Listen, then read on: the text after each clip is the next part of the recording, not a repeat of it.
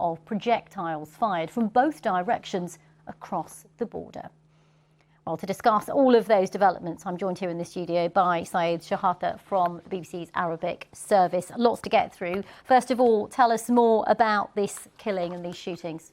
What happened is, according to the reports, a Jordanian truck driver fired at some Israelis who protect the crossing. So 3 of them were dead after they went to hospital because they were serious injuries. Then Jordan announced it will start investigation about what happened exactly, how can he reach this place, this person. At the same time, some Israeli military senior officials went to the scene in order to check what happened.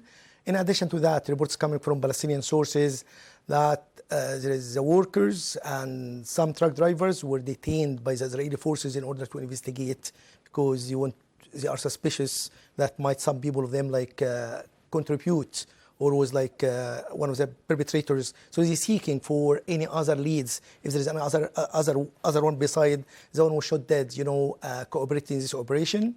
The land crossing between Jordan and Israel, all of them, 3 of them were closed. And this is alarming situation because Jordan is a good friend of Israel because of the peace treaty between them. It's the second country after Egypt to have a peace treaty with them. And even there is demonstration all the time in Jordan against the Jordanian government calling for suspension of the peace treaty, closure of the Israeli embassy in Jordan. And so there is pressure from the people in Jordan. This is the reason Hamas issued a statement saying, we are praising and blessing the operation, and it shows the support of the Arab people against the Israeli occupation crimes, according to Hamas statement. So it is kind of alarming because Israel doesn't want another front to fight because there is Hezbollah front, there is Gaza front, there is a West Bank front, there is a Houthi front, so there is many fronts, and Israel cannot afford to do that, and the stability of the region will be under threat. Well, of course, that's the next question, really, isn't it, Saeed? People are looking at this incident and wondering how, if at all, it could ratchet up wider tensions, particularly when you talk about the relationship between Israel and Jordan.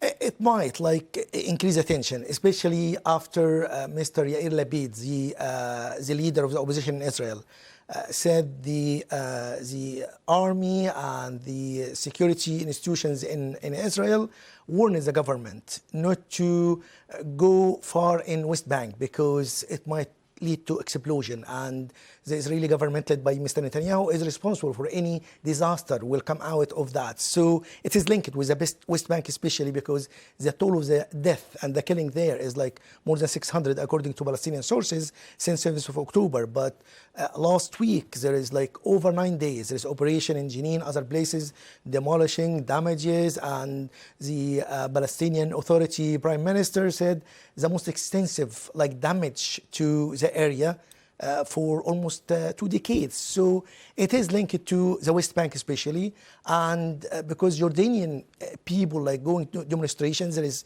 about 60% of the Jordanian are Palestinian originally. So there is a strong link between the Palestinian and Jordanian in Jordan. So there is a threat, there is a fear, and there is a warning from Israel itself, from the politician of Israel, for Mr. Netanyahu not to increase the tension and the violence there because it might spread to other areas, and Israel cannot afford that.